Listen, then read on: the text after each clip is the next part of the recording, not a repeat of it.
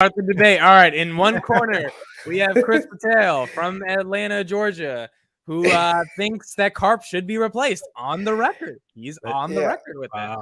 And then on the other side we have Jay from Cali, where I believe, talking about his love for Alex Karp. Chris, floor is yours.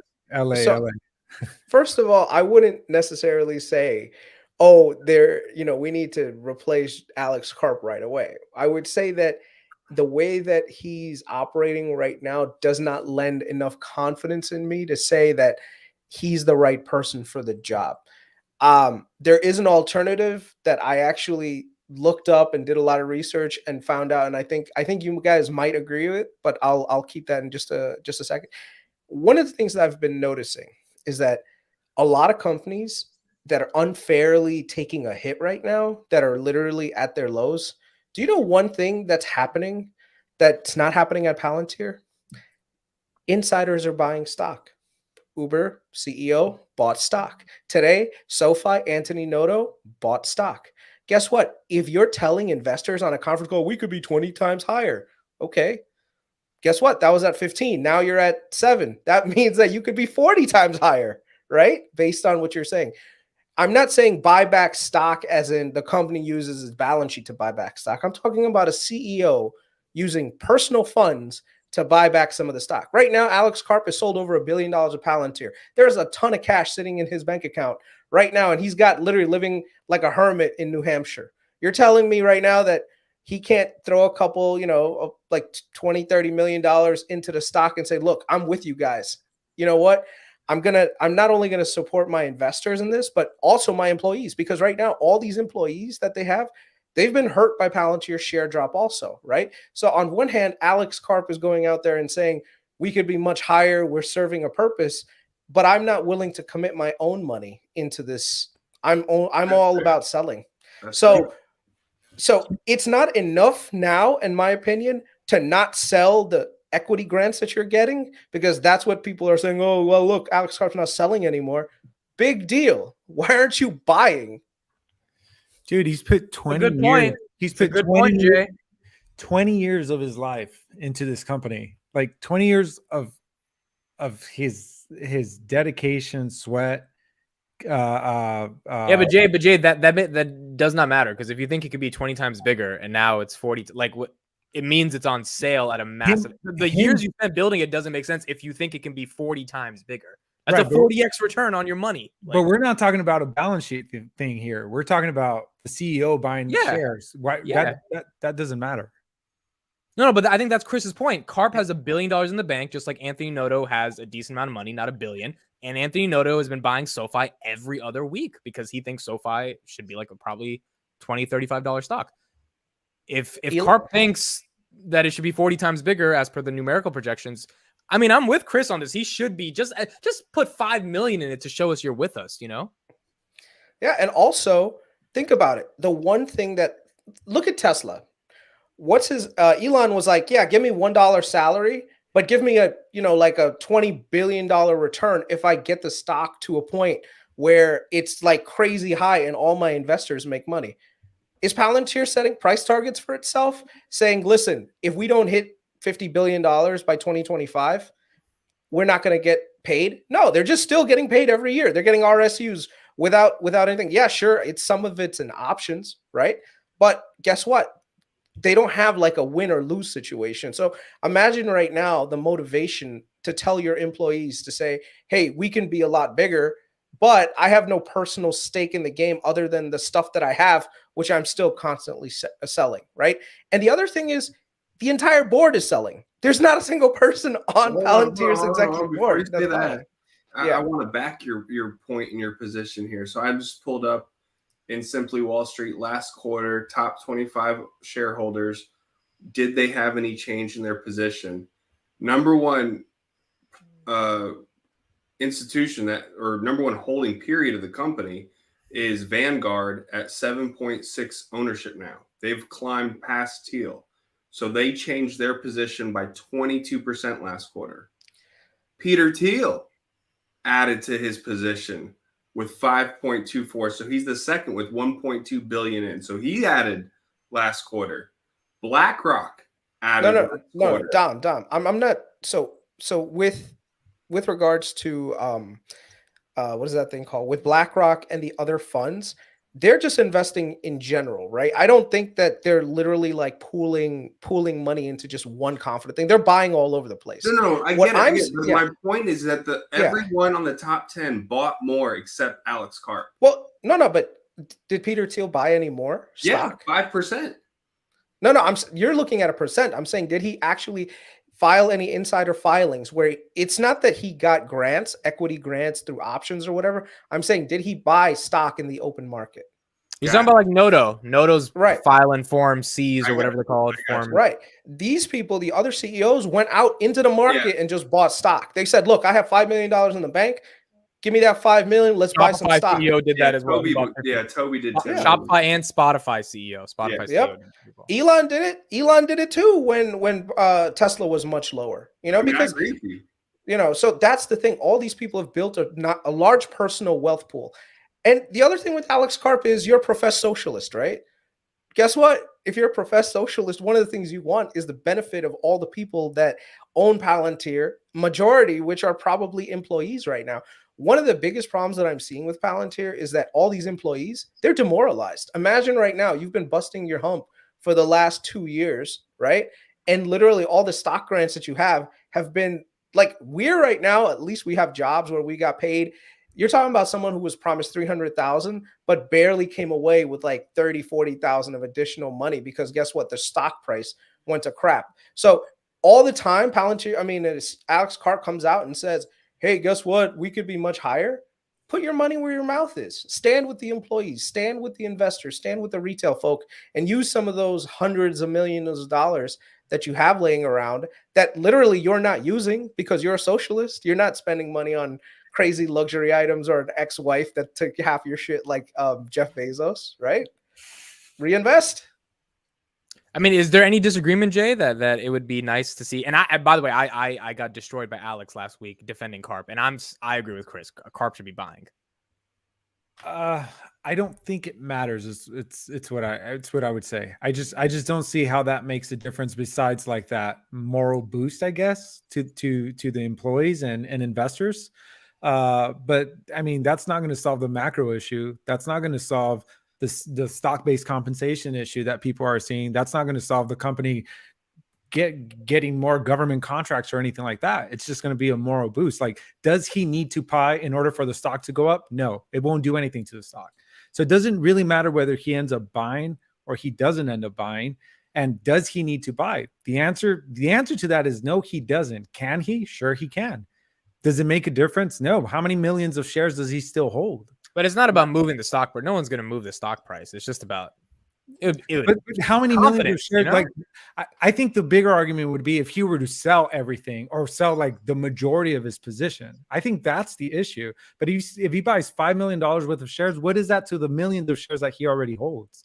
It's nothing, to be honest. It's a morale boost. And the thing is, when you're talking about morale is very important in a corporate structure. When you're thinking about employees, right?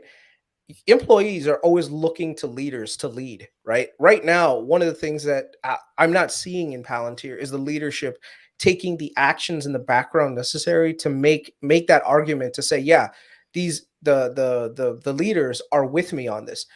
In the military, we have this thing right now. It's called servant leadership. And the way that it works is that even like, let's say you're about to have like food, right? You're about to eat. The leaders eat last. Like when you're like literally lower ranking people are at the bottom right now, imagine trying to work for Palantir and knowing that the CEO of your company is selling shares, right? And like I said, versus joining a company where the CEO is buying shares, personally buying shares. Which company are you going to want to work for? Are you going to want to work for the guy that says, oh, we can be a lot higher, but isn't putting his own money towards it? Or the company that is actually the guy that's saying we could be much higher, and I'm personally getting more invested in it. Let me just jump in for a second, because this is kind of like the argument that I was having, or not argument, but the back and forth that I was having with Alex from ticker symbol U. I think there's a disconnect between investors and the company and the employee and all of that. And that disconnect is what we see as value. We're attributing it to the stock price. We're attributing it to whether the CEO buys or sells. We're attributing it to stock-based compensation and all that. But I think Palantir has a much more important role that it's playing outside of what us as investors focus on. And when you're talking about like servant leadership, when you're talking about what keeps the company motivated and their morale, well, I think, working with the World Food Program or whatever it's called, the WFP, I believe that's what it's called. I think getting food, beds to people in Ukraine, I think actually saving lives in people in Ukraine. I think distributing,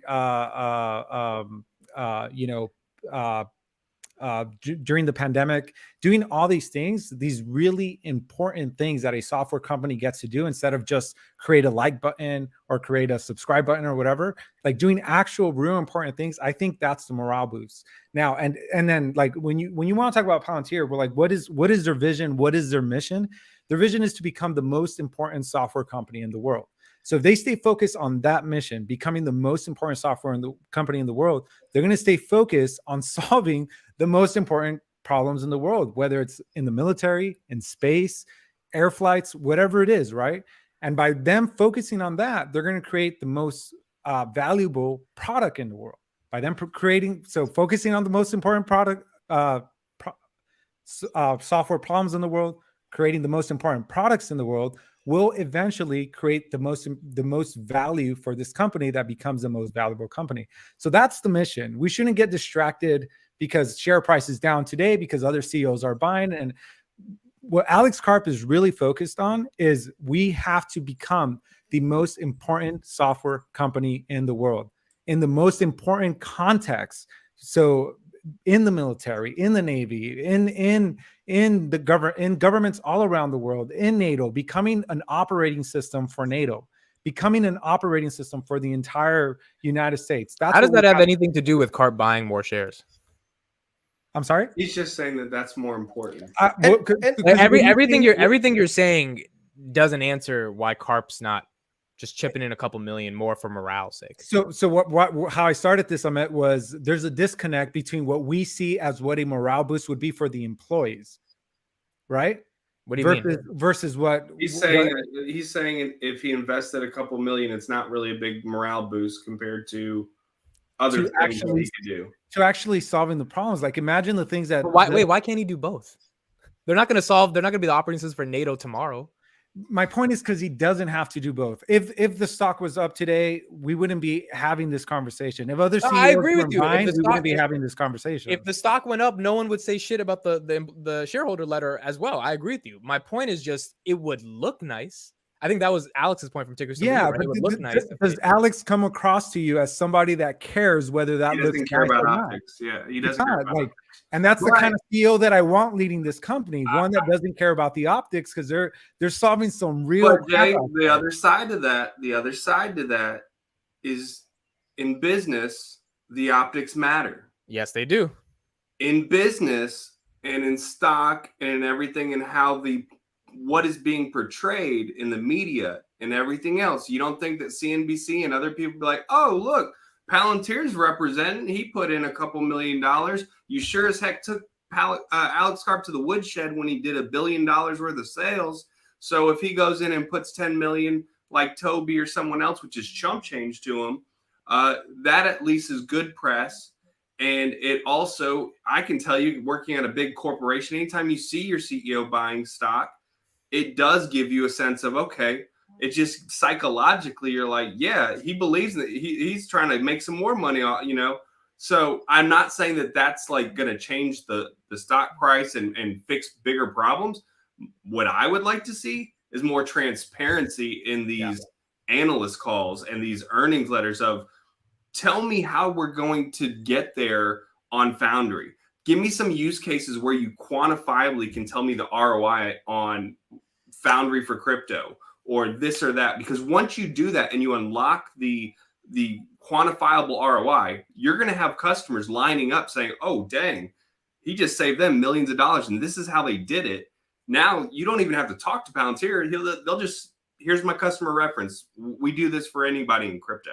And I haven't seen that yet. And I don't know why. That's kind of been confusing because they've talked about the different Foundry modules, but we haven't seen some of those more traditional use case ROI case studies put out there. Does that make sense? Yeah, Like, I don't. the quantifiable piece of it. Yeah, yeah, Like, it's marketing. Like, they have some really cool videos about being on submarines and the ontology and all this other stuff. Sampo helping with insurance. Like, that was one piece when they did the insurance piece. I was getting really excited, like how they were delivering better health insurance and data. And I'm like, well, what's the quantifiable ROI? What can we take to that? And then you can replicate that to anybody in the States in health insurance. So Yeah. that's just been the only, I don't know. It's been weird because you see that with pretty much most big software companies. Yeah. Now, there is one person, if let's say tomorrow morning Alex Karp said, you know what, I'm done being the CEO of Palantir. Like, you know what, I did everything I had to. I got it to the point where I had to. I need to retire. You know, my hair's gone gray from all the stress I've had. Who would be the best person to replace Alex Karp? And believe it or not, after listening to the interview with Jedberg, you know, the Jedberg podcast, I honestly think it would be someone like Doug Philippone, you know, MIT grad, background military, knows how to do leadership, knows how to build business. The space itself for Palantir in the government side is so big and so large that you need someone who's got that level of expertise, that credential. Anytime, even when you listen to Doug, I really recommend people listen to that entire podcast. And the one thing that I really liked him saying is that he breaks things down so easily and digestible so that everyone can understand it. So an example is, like, he was like, yeah, we were trying to get a nail in, and someone was like, yeah, let's get a 400-pound sledgehammer to get a nail in versus just going to Home Depot and buying a hammer, right? The analogy was that Palantir was trying to build this huge, thick product and trying to give it to people who needed to just, you know, do a small thing. So we need to make sure we modularize things. And I think his input into Gotham was probably what actually made Gotham very successful.